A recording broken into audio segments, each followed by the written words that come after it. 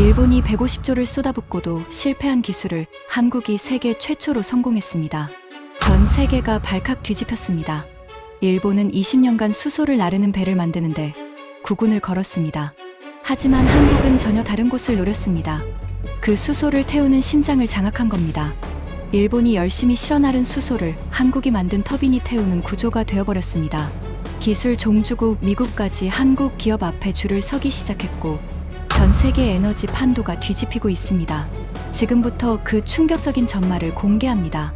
시작하기 전 구독과 좋아요, 그리고 대한민국 화이팅! 댓글로 한국을 응원해주세요. 도쿄 가와사키구에 위치한 애니디오 본부 건물 12층 대회의실. 저는 엘리베이터 문이 열리는 순간 복도 끝에서 흘러나오는 소란스러운 기척을 느꼈습니다. 목요일 오후 2시. 평소라면 각 부서 과장급 이상이 한자리에 모이는 일은 분기 실적 보고 때뿐입니다. 하지만 오늘은 달랐습니다. 이틀 전 IEA, 그러니까 국제에너지기구가 발표한 연례수소 기술평가 보고서 한 장이 이 조직 전체를 뒤흔들어 놓았거든요. 제 이름은 쿠로다 시니치. 올해로 59, 애니디오에서 33년을 보냈습니다. 수소에너지부 통과리사를 마지막으로 지난해 퇴임했고 지금은 에너지전략자문위원이라는 이름뿐인 직함을 달고 있죠. 실권은 없지만 이런 긴급회의에는 불려 나옵니다. 33년간 수소 관련 R&D 예산을 직접 집행한 경험 때문이에요. 대회의실 문을 열자 형광등, 불빛 아래 15개의 얼굴이 보였습니다. 가장 안쪽 상석에는 모리카와 부이사장이 앉아 있었어요. 흰머리가 반쯤 섞인 그 사람의 표정이 굳어 있었습니다. 그 옆으로 각 부서 부장급, 과장급 간부들이 양쪽으로 길게 늘어서 있었죠. 하야카와 수소공급망부 부장은 팔짱을 끼고 의자에 깊이 기대앉아 있었고 경제산업성에서 파견 나온 이시다 심의관은 안경 너머로 서류를 훑고 있었습니다. 저는 입구 가까운 빈자리에 조용히 앉았습니다. 모리카와 부이사장이 기침을 한 번 하더니 입을 열었어요. 다들 보았을 겁니다. 이틀 전 IEA 보고서. 회의실 공기가 순간 무거워졌습니다. 한국이 수소 활용 기술 분야에서 세계 1위 평가를 받았습니다. 발전용 수소 터빈 기술, 수소 연소 시스템, 레트로핏 상용화 속도. 세계 항목 모두 최고 등급이에요. 모리카와 부이사장이 테이블 위에 보고서 사본을 툭 내려놓았습니다. 반면에 우리 일본은 수소 생산과 운송 분야에서 높은 평가를 받았지만 정작 활용 기술 분야에서는 3위로 밀려났습니다. 미국보다도 뒤처졌어요. 웅성거리는 소리가 여기저기서 터져 나왔습니다. 나카지마 기술전략부 수석연구원이 고개를 갸웃거리며 중얼거렸어요. 활용 기술이라 구체적으로 어떤 항목이 문제입니까? 수소 연소 터빈 기술입니다.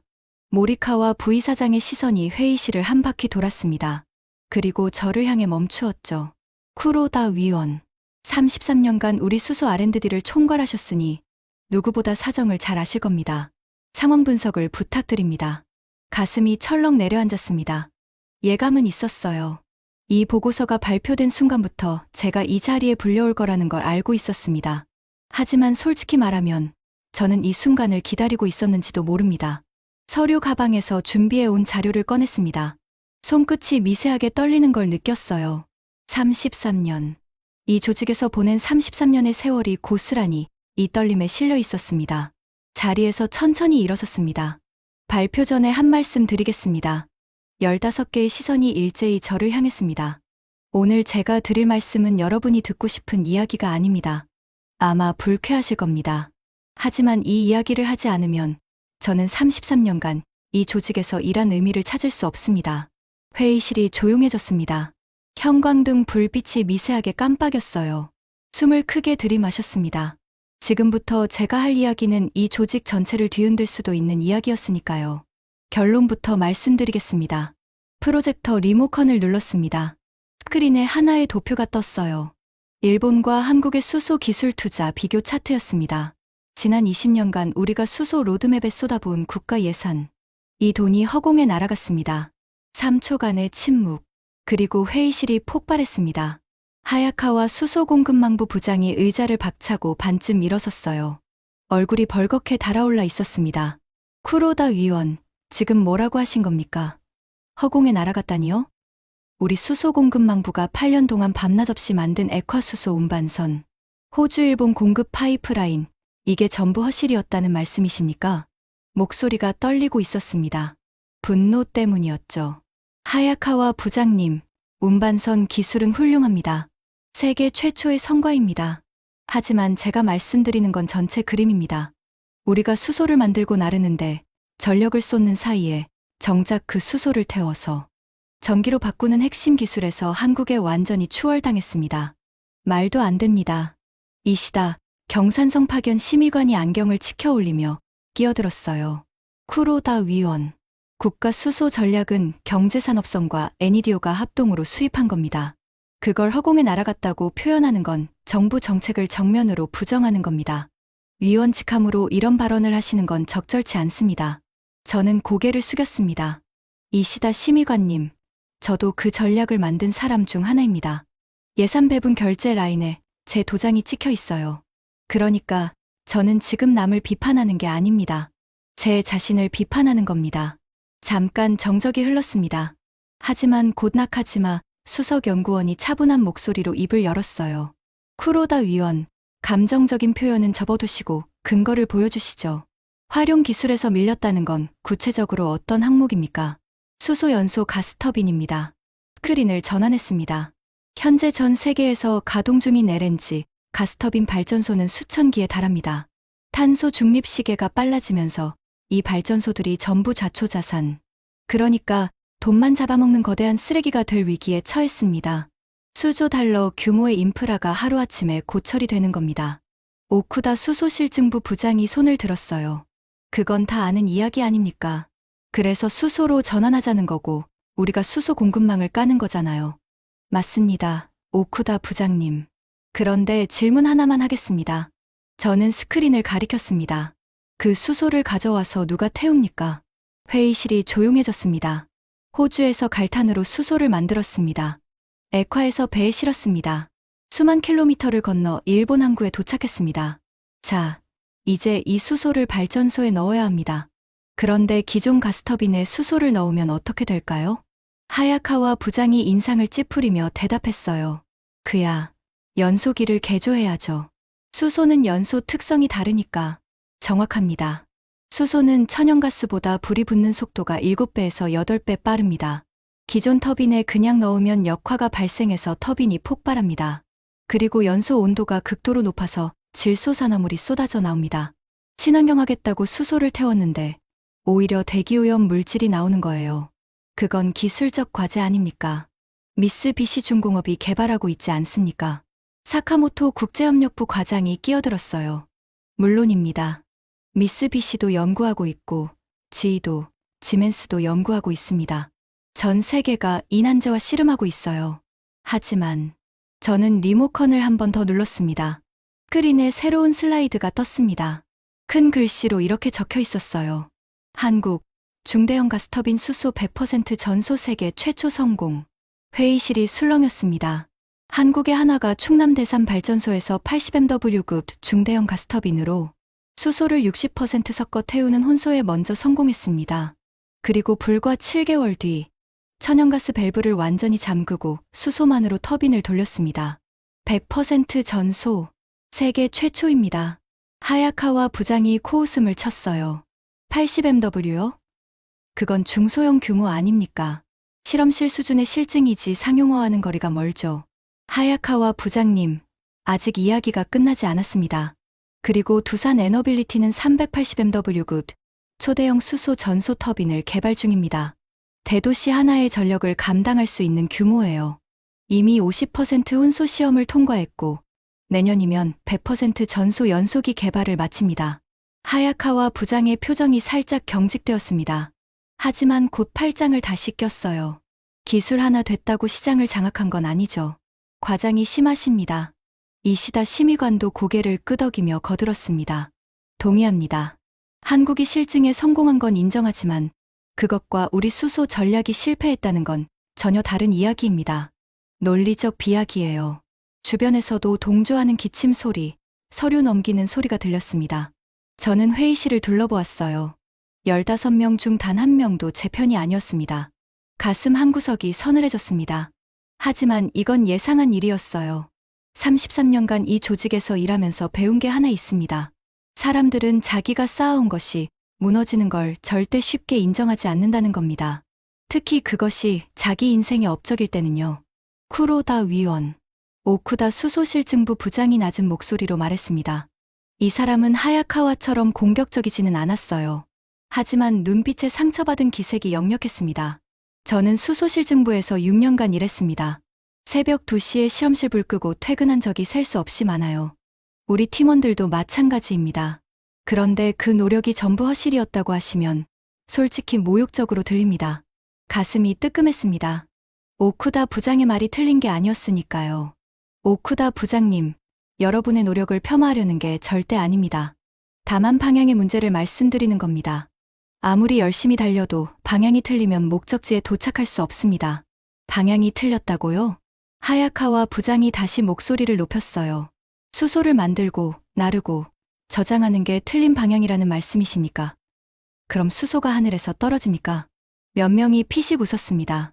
하야카와 부장의 비꼬는 말투에 동조하는 웃음이었죠. 틀렸다는 게 아닙니다. 순서가 뒤바뀌었다는 겁니다. 저는 가능한 한 차분하게 말을 이었어요. 비유를 하나 들겠습니다. 전국에 최고급 고속도로를 깔았습니다. 포장도 완벽하고 톨게이트 시스템도 세계 최고입니다. 그런데 정작 그 도로 위를 달릴 자동차 개발은 뒷전이었습니다. 도로만 있으면 뭐합니까? 달릴 차가 없으면. 그건 비유에 불과하죠.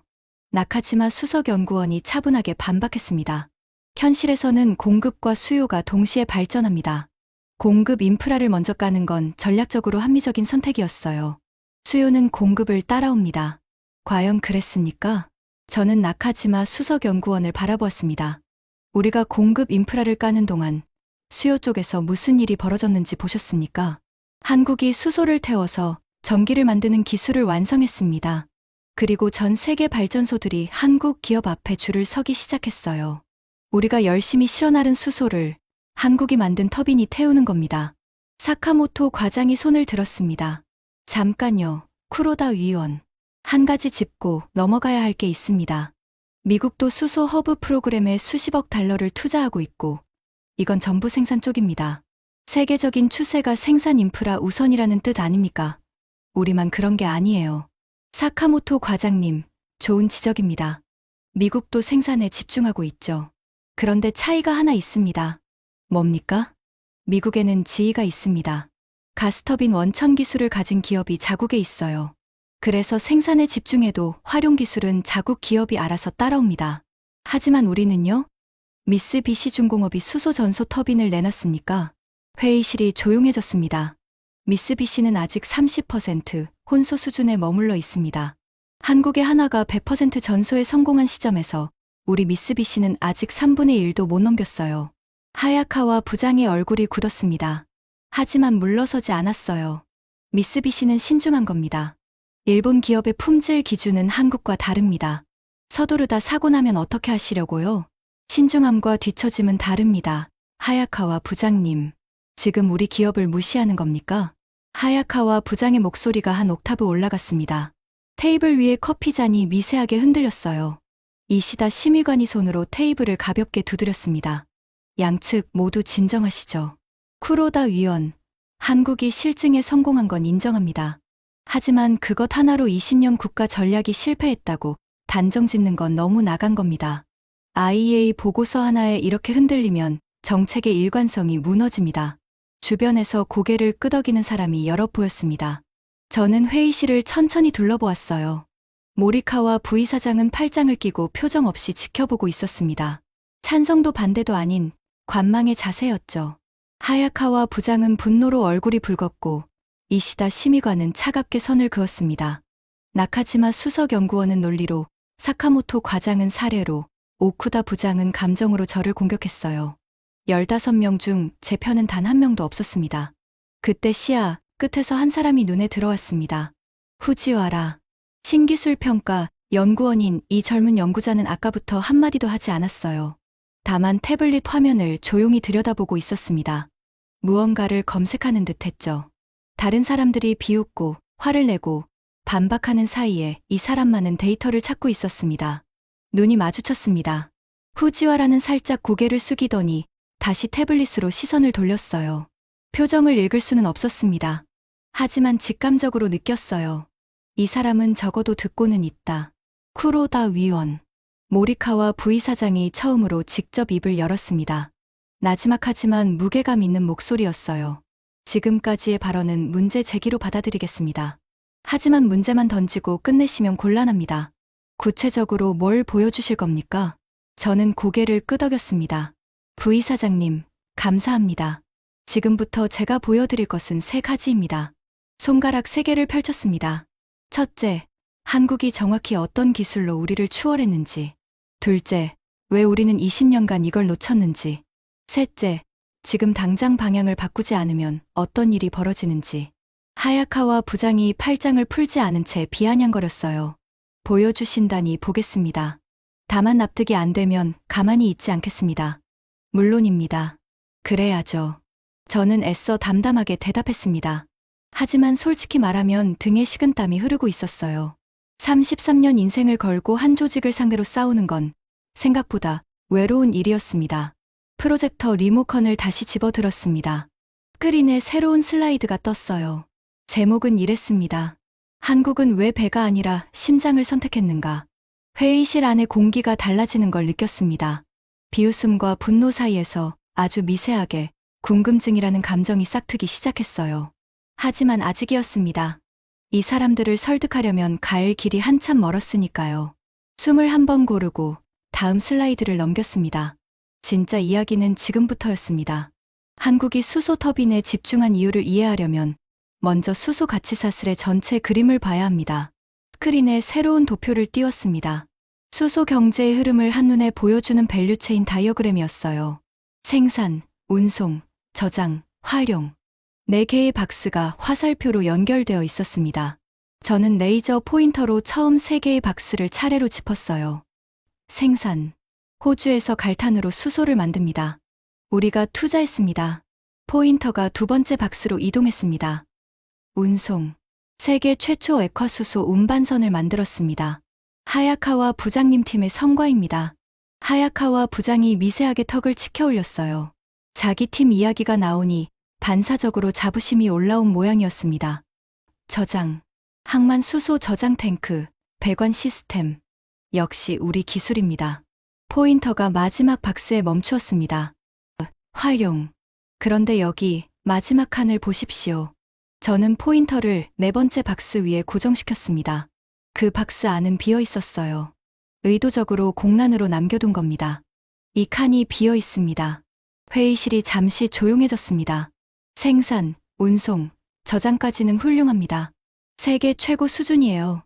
하지만 마지막 칸, 그러니까 가져온 수소를 대량으로 효율적으로 태워서 전기를 만드는 초대형 연소 기술. 이 칸이 비어 있습니다. 나카지마 수석연구원이 미간을 찌푸렸어요. 쿠로다 위원, 아까도 말씀드렸지만 미쓰비시 중공업이 수소 터빈을 개발하고 있습니다. 비어 있다는 건 과장입니다.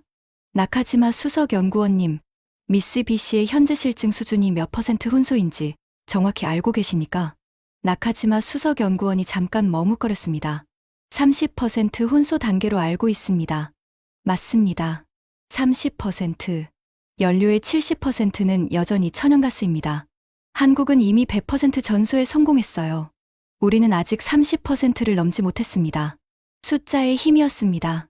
30대 100점, 이 단순한 비교 앞에서 나카지마 수석연구원의 눈이 미세하게 흔들리는 게 보였어요. 하지만 하야카와 부장이 즉각 반격에 나섰습니다. 비유가 틀렸습니다. 쿠로다 위원. 고속도로와 자동차라고 하셨는데 현실에서는 고속도로가 없으면 자동차도 의미가 없어요. 수소를 대량으로 안정적으로 공급하는 인프라가 먼저입니다. 아무리 좋은 터빈이 있어도 태울 수소가 없으면 소용없잖아요. 맞는 말씀입니다. 저는 고개를 끄덕였어요. 그런데 현실에서 벌어지는 일은 정반대입니다. 스크린을 전환했습니다. 지금 전 세계에서 수소를 만들겠다고 나선 나라가 몇 개국인지 아십니까? 호주, 칠레, 사우디아라비아, 아랍에미리트, 오만, 모로코, 나미비아. 수소 생산국이 되겠다는 나라가 줄을 서고 있습니다. 공급은 넘쳐날 겁니다. 하야카와 부장의 눈이 가늘어졌습니다. 하지만 그 넘쳐나는 수소를 전기로 바꿔줄 터빈을 가진 나라는요. 한국, 그리고 미국의 지위, 독일의 지멘스. 사실상 세 곳입니다. 그런데 이중 대형 가스터빈 수소 100% 전소에 성공한 곳은 한국뿐입니다. 잠깐의 침묵이 흘렀어요. 수소를 파는 나라는 많지만 수소를 태워서 전기로 바꿔주는 기술을 가진 나라는 극소수입니다. 한국이 노린 건 바로 이 지점이에요. 공급은 시장에 맡기고 수요 독점 기술을 잡겠다는 전략입니다. 사카모토 과장이 불편한 표정으로 중얼거렸어요. 수요 독점이라, 그러니까 수소를 사달라고 우리한테 줄을 서게 만든다는 건데, 그건 한국의 희망사항이지 현실은 다를 수 있잖아요. 사카모토 과장님, 이미 현실이 되고 있습니다. 저는 다음 슬라이드를 띄웠어요.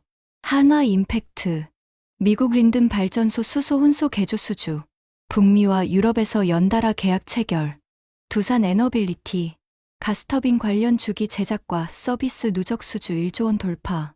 숫자가 스크린에 하나하나 나타날 때마다 회의실의 공기가 무거워지는 게 느껴졌습니다. 미국의 발전소가 한국 기업의 개조를 맡기고 있습니다. 기술 종주국이라 불리던 미국이요. 아무도 말이 없었어요. 3초, 5초, 10초. 하야카와 부장이 입술을 질끈 깨물었습니다. 반박하고 싶지만 숫자 앞에서 선뜻 말이 나오지 않는 표정이었죠. 그때 나카지마 수석연구원이 천천히 고개를 들었습니다. 쿠로다 위원, 한 가지 여쭙겠습니다. 한국이 이 기술을 개발하는 데 걸린 시간이 얼마입니까? 혼소 60%에서 전소 100%까지 불과 7개월입니다. 나카지마 수석연구원의 손이 멈추었어요. 펜을 돌리던 손가락이 허공에서 정지했습니다. 7개월이요? 네, 7개월. 회의실 구석에서 누군가의 숨소리가 들렸습니다. 7개월이라는 숫자가 가진 무게를 다들 느끼기 시작한 거예요. 하지만 아직 인정은 아니었습니다. 놀랐을 뿐이죠. 저는 이 정도면 첫 번째 균열이 생겼다고 판단했습니다. 수소가 왜 터빈 엔지니어들 사이에서 악마의 연료라고 불리는지 아십니까? 스크린에 불꽃의 확대 사진이 떴습니다. 수소의 화염 전파 속도는 천연가스의 7배에서 8배입니다. 쉽게 말하면 가스레인지를 켰는데 불꽃이 바깥으로 나오는 게 아니라 가스관을 타고 안으로 빨려 들어가는 겁니다. 이걸 역화라고 합니다. 오쿠다 부장이 고개를 끄덕였어요. 실증 분야를 다뤄본 사람이니 이 위험성은 잘 알고 있을 겁니다. 발전소 터빈에서 역화가 발생하면 그건 발전이 아니라 대형 폭발 사고입니다. 두 번째 문제는 온도예요. 수소는 탈 때 극한의 고열을 냅니다. 공기 중 질소가 이 고열과 만나면 질소산화물이 대량으로 발생합니다. 친환경하겠다고 수소를 태웠는데 오히려 미세먼지, 원인 물질이 쏟아지는 겁니다. 이시다 심의관이 팔짱을 끼며 말했습니다. 그건 원론적인 이야기 아닙니까? 모든 나라가 같은 과제를 안고 있는 거잖아요. 한국이 특별히 다른 방법을 쓴 건 아닐 겁니다. 다른 방법을 썼습니다. 이시다 심의관님. 저는 스크린에 연소기 구조 비교 다이어그램을 띄웠어요. 지이나 지멘스는 기존 방식, 그러니까 연료를 크게 분사해서 하나의 큰 불꽃으로 태우는 방식을 고수했습니다. 불꽃을 제어하기 위해 온갖 부가 장치를 달죠. 미쓰비시도 마찬가지입니다. 포인터를 한국 쪽 다이어그램으로 옮겼습니다. 한국은 발상 자체를 바꿨어요. 큰 불꽃 하나를 제어하려고 씨름하는 대신 연료를 마이크로 단위로 잘게 쪼개서 수백 개의 미세한 불꽃으로 분산시켜 태우는 방식을 택했습니다. 오쿠다 부장이 자세를 고쳐 앉았어요. 기술적 설명이 나오자 관심이 끌린 모양이었습니다. 마이크로 분사라, 이론적으로는 가능하지만 실제 구현이 엄청나게 어려운 기술인데요. 맞습니다. 그래서 전 세계가 못하고 있는 겁니다. 하지만 한국의 한화 엔지니어들이 이걸 해냈어요. 수백 개의 미세 분사 노즐로 연소를 분산시키니 역화가 원천 차단되었고 특정 지점만 뜨거워지는 핫스팟도 사라졌습니다. 결과는 숫자로 나왔습니다. 다음 슬라이드. 국내 질소산화물 배출 허용 기준이 200핌입니다. 하나터빈의 질소산화물 배출량은 별도 저감 장치 하나 없이 9핌이었습니다. 회의실이 술렁였습니다. 9핌이요? 쿠지와라가 처음으로 입을 열었습니다. 아까부터 태블릿만 들여다보던 이 연구원의 목소리에는 분명한 놀라움이 담겨 있었어요. 네, 9핌. 기준치의 5%도 안 되는 수치입니다. 사실상 완벽에 가까운 청정 연소입니다. 후지와라가 태블릿 화면을 들어 올렸습니다. 쿠로다 위원님, 저도 지금 확인해 봤는데요. 이 데이터가 맞다면 상당히 심각한 겁니다. 미쓰비시의 현재 실증에서 질소산화물 수치가 40에서 50ힴ 수준인데 한국은 9ힴ이라는 건 기술 격차가 단순한 선후 관계가 아니라 접근법 자체가 다르다는 뜻입니다. 회의실 공기가 달라졌습니다. 후지와라의 발언은 감정이 아니라 데이터에 기반한 것이었어요. 그래서 더 무거웠습니다. 기술전략부의 나카지마 수석연구원이 후지와라를 바라보며 입술을 달싹거렸지만 반박하지 못했어요. 하야카와 부장이 불편한 기색으로 끼어들었습니다. 후지와라 군, 실험실 데이터와 상용화는 다른 문제야. 실증 규모가 80MW급이라고 했잖아. 그건 발전소 하나 돌리기에도 부족한 중소형이야. 그 부분도 말씀드리겠습니다. 저는 고개를 끄덕이며 다음 슬라이드를 넘겼어요. 두산 에너빌리티가 개발 중인 터빈의 규모는 380MW급입니다. 이건 대도시 하나의 기저 전력을 감당할 수 있는 초대형 용량이에요. 이미 50% 운소 시험을 통과했고 내년이면 100% 전소 연소기 개발을 완료합니다. 그 다음 해에 상용화 모델이 나옵니다. 380MW라. 오쿠다 부장이 중얼거렸습니다. 그의 표정이 달라져 있었어요. 아까의 모욕감은 사라지고 엔지니어 특유의 기술적 경외심 같은 것이 얼굴에 떠올라 있었습니다. 80MW에서 끝난 게 아니라 380MW급으로 스케일업하고 있다는 건 이 기술이 실험실 수준이 아니라 산업용으로 완성 단계에 접어들었다는 뜻인데 정확합니다. 오쿠다 부장님. 저는 그의 눈을 바라보았어요.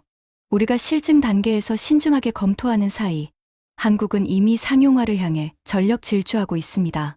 하야카와 부장이 테이블을 가볍게 쳤어요. 한국이 서두르는 거잖아요. 안전검증도 안 끝났을 텐데 무작정 달리는 게 이덕입니까? 일본 엔지니어링의 철학은 다릅니다. 완벽한 검증 후에 시장에 내놓는 겁니다. 하야카와 부장님, 그 철학이 디스플레이에서도 배터리에서도 같은 결과를 낳았습니다. 회의실이 순간 얼어붙었습니다. 제가 꺼내서는 안 될 이야기를 꺼냈다는 걸 알고 있었어요. 하지만 이 이야기를 피하면 핵심을 건드릴 수 없었습니다. 하야카와 부장의 얼굴이 창백해졌어요. 지금 뭐라고 하셨습니까? 완벽한 검증을 위해 신중하게 접근하는 사이에 한국이 시장을 가져간 사례가 이미 2번 있었다는 말씀입니다. 그 이야기는 잠시 후에 하겠습니다. 이시다 심의관이 차갑게 입을 열었어요. 쿠로다 위원, 논점을 흐리지 마십시오. 디스플레이나 배터리와 수소 터빈은 전혀 다른 산업입니다. 다른 산업이지만 같은 패턴입니다. 이시다 심의관님. 그 패턴을 보여드리겠습니다. 하지만 그 전에 먼저 드릴 이야기가 하나 있었어요. 개인적인 이야기. 이것을 꺼내지 않으면 숫자와 논리만으로는 이 사람들의 마음을 움직일 수 없다는 걸 알고 있었습니다. 잠시 개인적인 이야기를 하나 하겠습니다. 스크린을 끄고 리모컨을 내려놓았어요. 회의실에 앉은 사람들이 의아한 표정을 지었습니다. 발표 중간에 갑자기 프로젝터를 끄다니. 하지만 저는 데이터가 아니라 사람의 눈을 보면서 이 이야기를 해야 한다고 생각했어요. 저희 아버지는 화력발전소 보일러 엔지니어였습니다. 하야카와 부장이 살짝 눈살을 찌푸렸어요. 왜 갑자기 가족 이야기냐는 표정이었죠. 50여 년 전 일본 경제가 고도 성장기를 달리던 시절이에요. 아버지는 도쿄전력 산하 가와사키 화력발전소에서 보일러를 설계하고 관리하는 일을 했습니다. 석탄을 태워서 증기를 만들고 그 증기로 터빈을 돌려 전기를 만드는 그 시대의 최첨단 기술이었죠. 저는 창밖을 잠깐 바라보았습니다. 도쿄 가와사키구의 회색빛 하늘이 보였어요. 아버지가 은퇴하시기 직전, 그러니까 제가 애니디오에 입사한 지 3년째 되던 해였습니다. 추석에 고향집에 갔더니 아버지가 거실에서 신문을 보고 계셨어요. 에너지 관련 기사가 실린 면이었습니다. 회의실이 조용해져 있었습니다. 하야카와 부장조차 팔짱을 풀고 있었어요. 아버지가 저한테 이렇게 물으셨어요. 신이치, 너네 애니디오에서 요즘 수소 이야기를 하던데 수소를 어떻게 할 셈이냐? 저는 당연하다는 듯이 대답했습니다. 수소를 만들고 나르고 저장하는 시스템을 만드는 거라고요. 아버지는 한참 동안 말이 없으셨어요.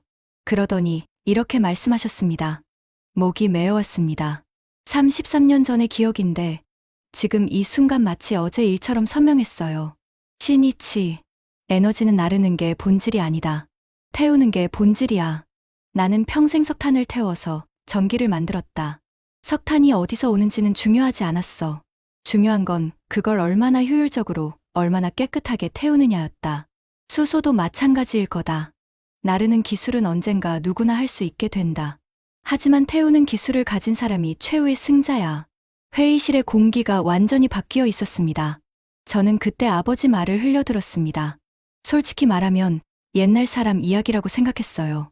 보일러 시대의 기술자가 수소 시대를 뭘 알겠나 싶었죠. 쓴 웃음이 나왔습니다.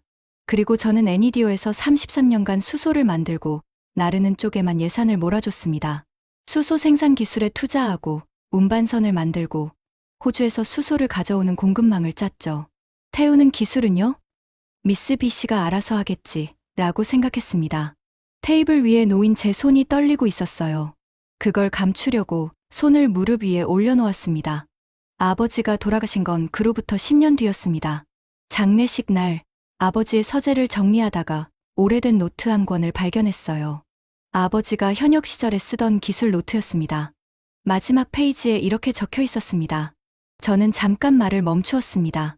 숨을 고르는 시간이 필요했어요. 수소 시대가 오면 연소 기술을 가진 나라가 세계를 지배한다. 일본이 이것을 놓치면 우리는 영원히 에너지 수입국으로 남는다. 아무도 말이 없었습니다. 형광등 소리만 미세하게 윙 울리고 있었어요. 저는 그 노트를 읽고 한참 동안 아버지 서재 바닥에 앉아 있었습니다. 아버지가 30년 전에 보신 걸 저는 33년간 이 조직에 있으면서 못 본 겁니다. 쿠지와라가 고개를 숙이고 있었어요. 태블릿 화면이 꺼진 채였습니다. 오쿠다 부장이 안경을 벗고 눈가를 손가락으로 누르고 있었습니다. 하야카와 부장의 표정은 읽기 어려웠어요. 분노도 비웃음도 아닌 무언가 복잡한 감정이 얼굴에 교차하고 있었습니다. 그래서 저는 오늘 이 자리에 선 겁니다. 천천히 회의실을 둘러보았어요. 남을 탓하러 온 게 아닙니다. 저 자신이 33년간 놓친 것을 이 자리에서 인정하러 온 겁니다. 그리고 지금이라도 방향을 바꿔야 한다고 말씀드리러 온 거예요. 다시 프로젝터를 켰습니다. 자, 감상은 여기까지입니다. 이제부터는 한국이 정확히 어떤 전략으로 우리를 추월했는지, 그리고 왜 지금 당장 움직여야 하는지를 보여드리겠습니다. 모리카와 부이사장이 가볍게 기침을 했어요. 아까와는 다른 기침이었습니다. 관망이 아니라 집중하고 있다는 신호였죠. 한국이 쓴 전략의 이름은 레트로핏입니다. 새로운 슬라이드. 발전소의 단면도가 떴어요. 레트로핏. 쉽게 말하면 엔진만 갈아 끼우는 겁니다. 포인터로 발전소 구조를 하나하나 짚었습니다. 발전소라는 거대한 건물, 전기를 보내는 송전망, 냉각 시스템, 제어실, 인력, 이 모든 기존 인프라는 100% 그대로 둡니다. 오직 연소기, 그러니까 불을 뿜어내는 심장만 교체하는 겁니다. 오쿠다 부장이 자세를 앞으로 기울였어요. 자동차로 치면 엔진 스와프 같은 거군요. 내연기관 엔진을 빼고 그 자리에 수소 엔진을 넣는.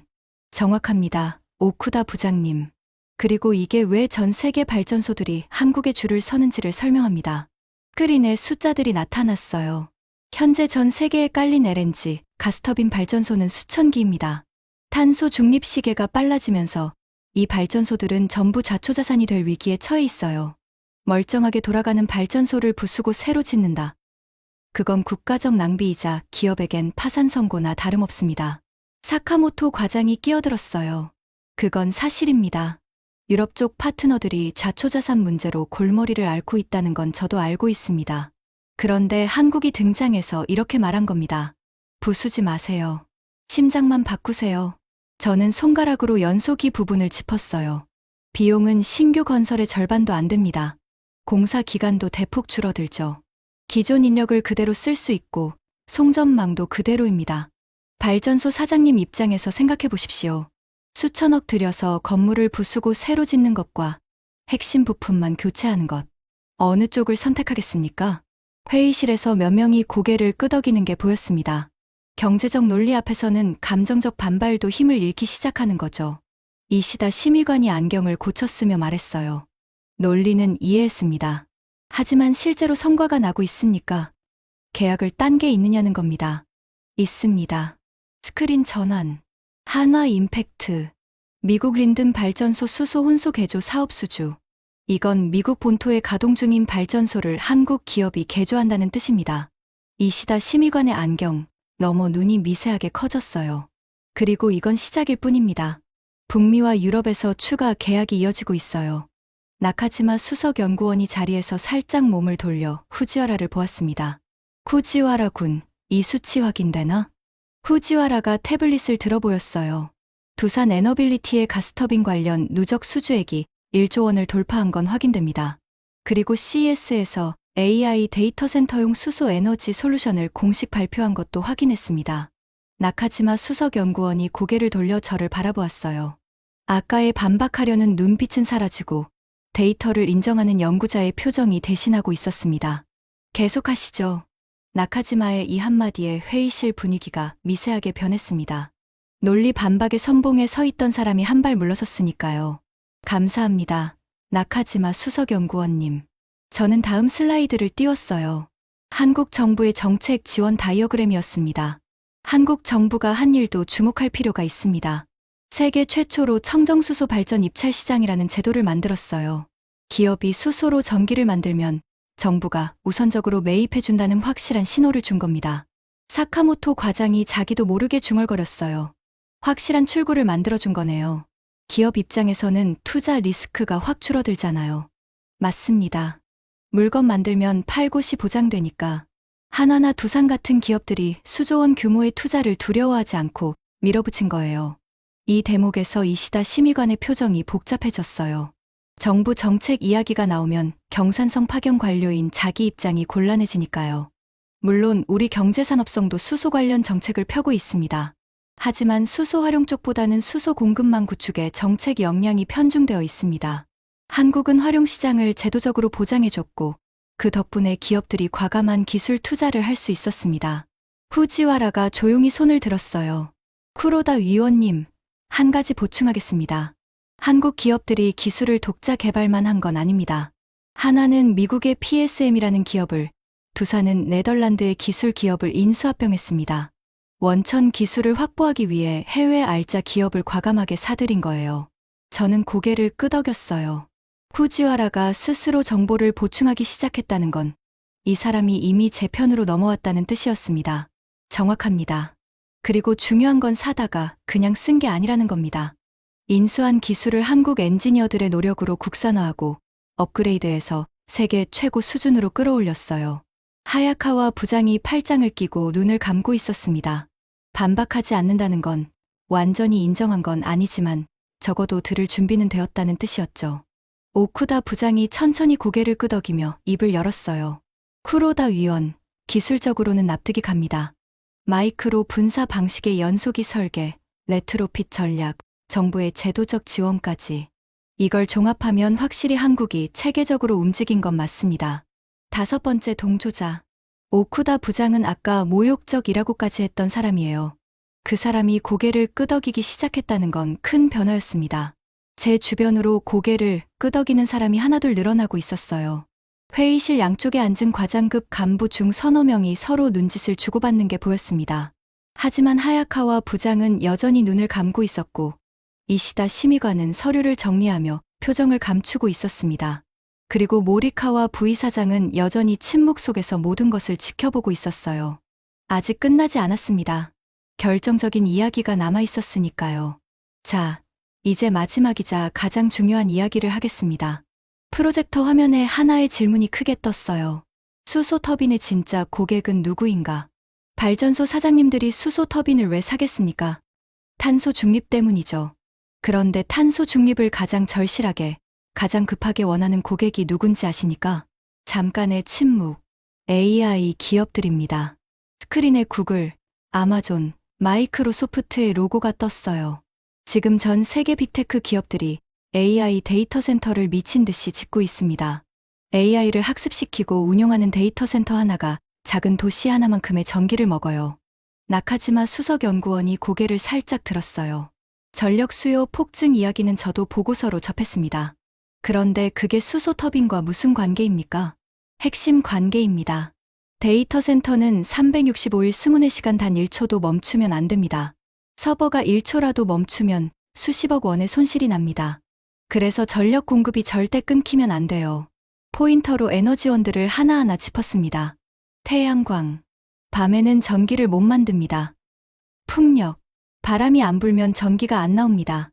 원자력, 건설에 10년 이상 걸리고 주민 반대로 신규, 건설이 사실상 불가능합니다.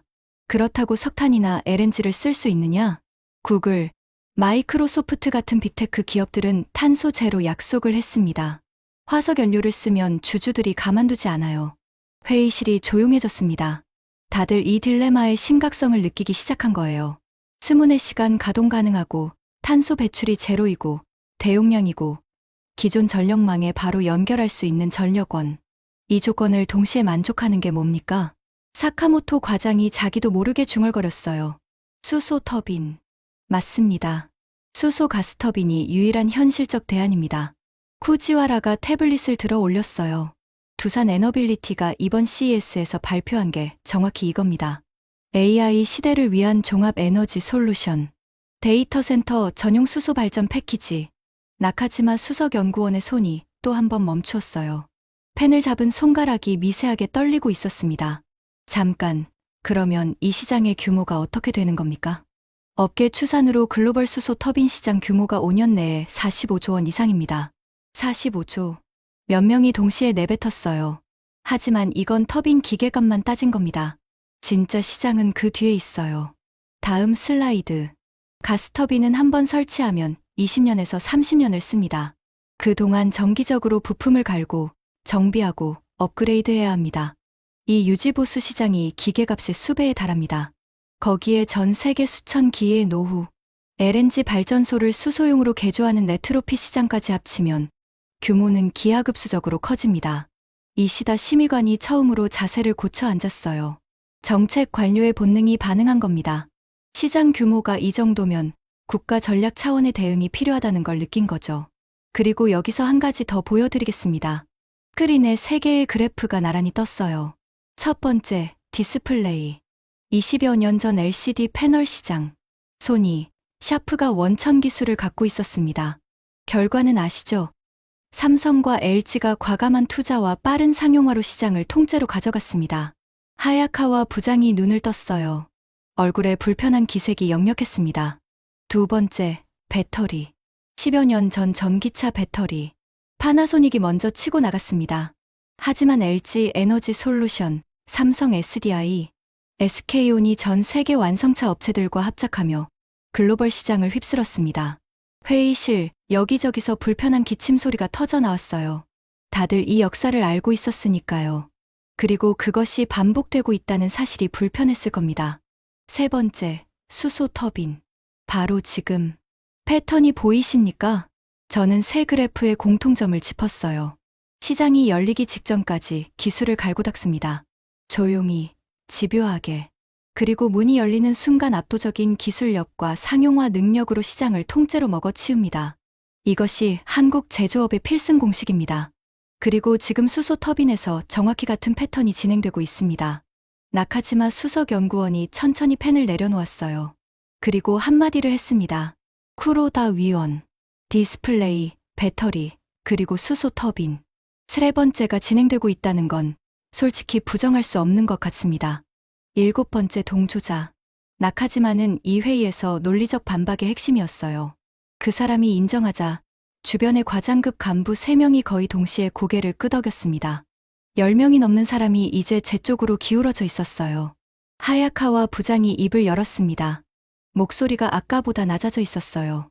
쿠로다 위원, 한 가지만 묻겠습니다. 저는 그를 바라보았어요. 그래서 우리 수소 운반선은요? 제가 8년을 바친 이 기술은 그냥 쓸모없어지는 겁니까? 목소리에 분노가 아니라 상실감이 실려 있었습니다. 저는 진심을 담아 대답했어요. 하야카와 부장님, 운반선은 쓸모없어지지 않습니다. 수소를 실어나를 배는 반드시 필요해요. 다만 우리가 놓친 게 있습니다. 배가 실어나른 수소가 도착하는 곳, 바로 그 발전소의 터빈을 한국이 장악하고 있다는 겁니다. 우리가 열심히 실어나른 수소를 한국이 만든 심장이 태우는 구조가 되어버린 겁니다. 하야카와 부장이 고개를 숙였어요. 양손으로 이마를 짚고 있었습니다. 그때 모리카와 부이사장이 처음으로 자세를 바꿨어요. 테이블 위에 올려놓았던 팔짱을 풀고 두 손을 가지런히 테이블 위에 놓았습니다. 아직 말은 하지 않았습니다. 하지만 그 자세 변화가 의미하는 건 분명했어요. 이 사람이 드디어 움직이기 시작했다는 것.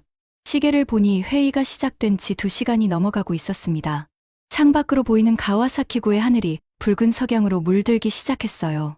회의실 안의 공기가 처음과는 완전히 달라져 있었습니다. 비웃음과 분노로 시작했던 이 회의가 지금은 무겁고 진지한 침묵으로 채워져 있었어요. 하지만 아직 끝이 아니었습니다. 가장 중요한 이야기가 남아 있었으니까요. 마지막으로 한 가지만 더 보여드리겠습니다. 스크린에 세계 지도가 떴어요. 붉은 점들이 전 세계 곳곳에 흩어져 있었습니다. 이 붉은 점 하나하나가 현재 수소 터빈 도입을 검토 중이거나 이미 계약을 체결한 발전소입니다. 미국 동부, 유럽 전역, 중동, 동남아시아. 포인터가 지도 위를 천천히 이동했어요. 그리고 이 발전소들이 누구와 계약하고 있는지 보십시오. 붉은 점 옆에 하나씩 기업명이 떠올랐습니다. 한화, 두산, 한화, 두산, 한화. 회의실이 조용했습니다. 지희가 있고 지멘스가 있는데 왜 전 세계 발전소들이 한국 기업을 선택하는 걸까요? 이유는 단순합니다. 100% 수소 전소 기술을 가진 곳이 한국밖에 없기 때문입니다. 하야카와 부장이 눈을 감은 채 입을 열었어요. 아까와는 전혀 다른 목소리였습니다. 분노도 비꼬는 기색도 없었어요. 피로와 체념, 그리고 어떤 쓸쓸함이 섞인 낮은 목소리였습니다. 쿠로다 위원. 네, 하야카와 부장님. 제가 8년간 만든 운반선이 호주에서 수소를 싣고 일본에 도착합니다. 항구에 내려서 파이프라인을 타고 발전소에 들어갑니다. 그런데 그 발전소에서 수소를 태우는 터빈이 한국산이라는 뜻입니까? 회의실의 시선이 전부 하야카와 부장에게 쏠렸어요. 네, 지금 추세대로라면 그렇게 됩니다.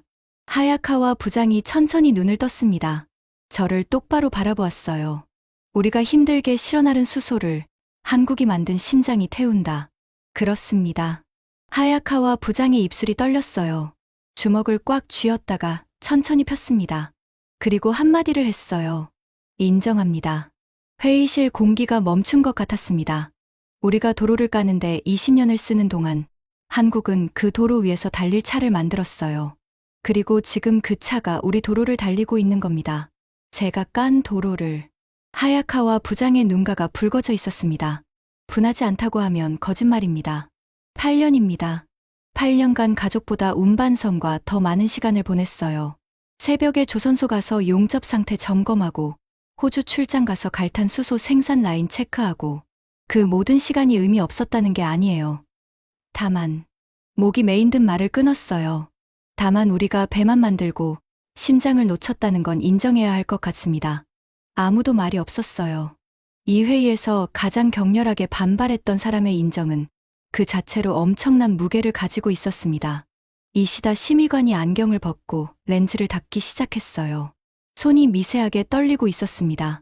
정책 방향에 대한 재검토가 필요하다는 점은 인정합니다. 이시다 심의관이었습니다. 경산성 파견 관료가 정책 재검토를 언급하다니. 아까 정부 정책을 정면으로 부정하는 것이라며 저를 쏘아보던 그 사람이었어요. 쿠로다 위원의 분석이 감정적이라고 생각했습니다. 하지만 데이터를 보면 수소 활용 기술에 대한 투자가 공급 인프라에 비해 현저히 부족했던 건 사실입니다.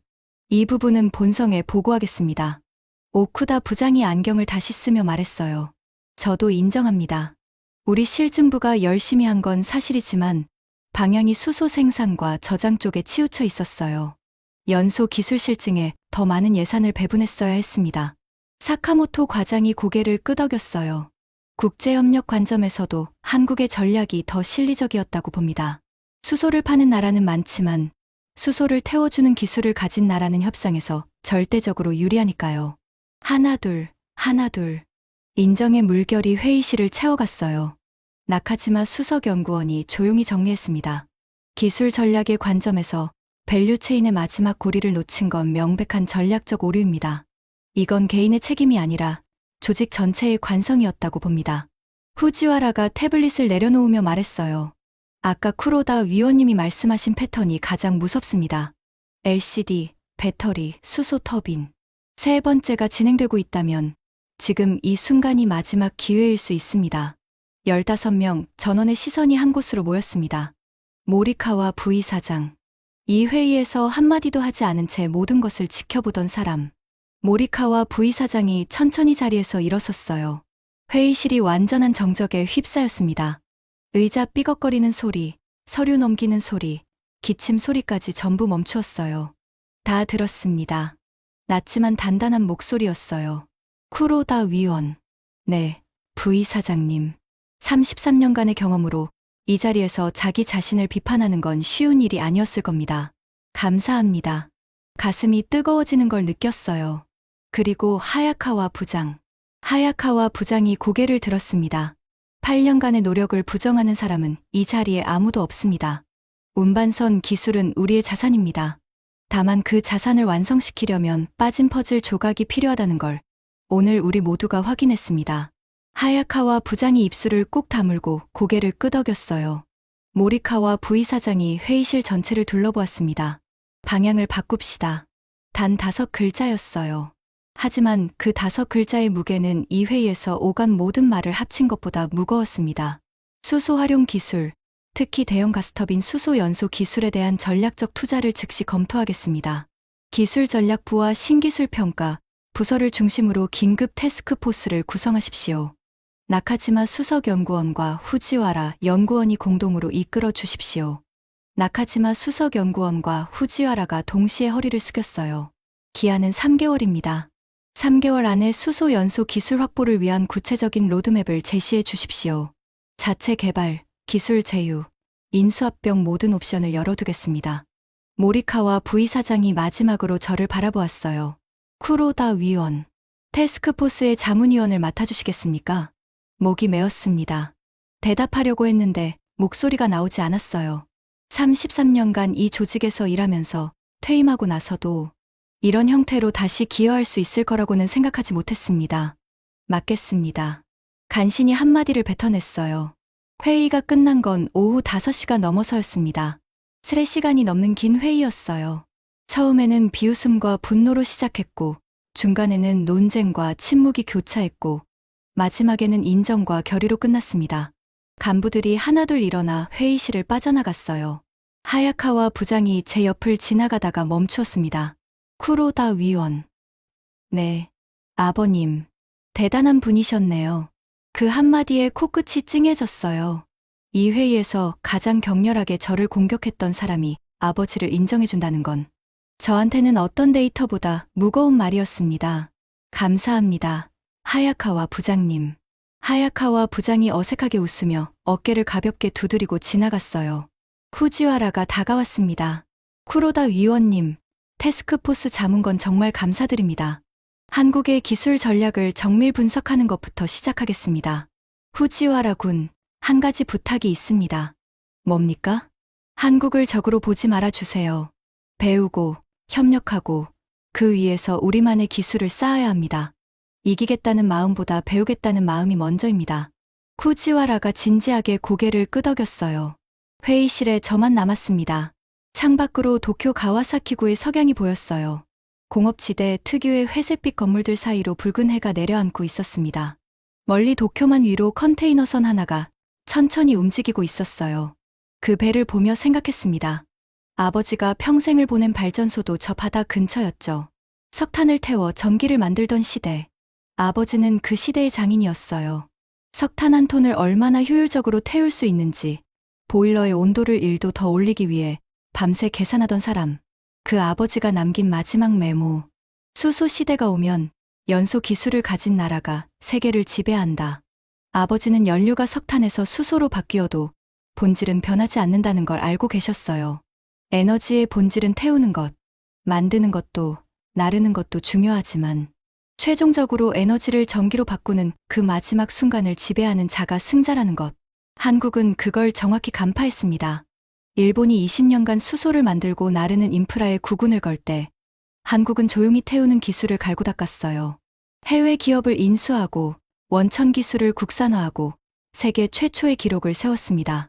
그리고 AI 시대라는 거대한 파도가 밀려오는 이 순간 유일한 해법을 들고 전 세계 앞에 나선 겁니다. 전략의 승리였고 기술의 승리였고 타이밍의 승리였습니다. 하지만 저는 이것을 패배로만 보고 싶지 않았어요. 오늘 이 회의실에서 15명의 간부가 보여준 모습. 처음에는 반발하고 비웃었지만 데이터 앞에서 솔직해졌고 결국 방향 전환을 결의했습니다. 틀렸을 때 인정하는 용기. 이것이 있다면 아직 늦지 않았다고 생각합니다. 아버지가 남긴 노트의 마지막 줄이 떠올랐어요. 일본이 이것을 놓치면 우리는 영원히 에너지 수입국으로 남는다. 아버지. 오늘 이 회의에서 저는 아버지의 말을 33년 만에 이 조직에 전했습니다. 늦었지만 아직 끝나지 않았습니다. 서류 가방을 챙기고 회의실 문을 열었어요. 복도에 석양빛이 길게 드리워져 있었습니다. 33년간 걸었던 이 복도가 오늘따라 다르게 느껴졌어요. 무겁지만 가벼운, 쓸쓸하지만 따뜻한, 이상한 감정이었습니다. 엘리베이터를 타고 1층으로 내려왔습니다. 애니디오 본부 건물 로비를 지나 현관을 나서는 순간 주머니 속 휴대폰이 진동했어요. 후지와라였습니다. 짧은 메시지 하나. 위원님, 태스크포스 킥오프 미팅 일정 잡혔습니다. 월요일 가능하십니까? 저는 도쿄의 저녁 하늘을 올려다보며 답장을 쳤어요. 가능합니다. 그리고 한 줄을 더 보냈습니다. 이번에는 심장부터 만듭시다. 보내기 버튼을 누르는 순간 저 멀리 도쿄만 위로 첫 번째 별이 떠오르고 있었습니다. 에너지 전쟁의 새로운 서막이 열리고 있었어요. 지금까지 일본이 20년간 쏟아붓고도 놓쳐버린 수소의 심장을 한국이 세계 최초로 장악한 이야기였습니다. 대한민국의 기술력이 자랑스러우시다면 이 이야기를 주변에 널리 공유해주세요. 우리가 만든 터빈이 전 세계의 불을 밝히는 그날이 머지않았습니다. 구독과 좋아요도 부탁드립니다. 지금까지 감독날다였습니다. 감사합니다.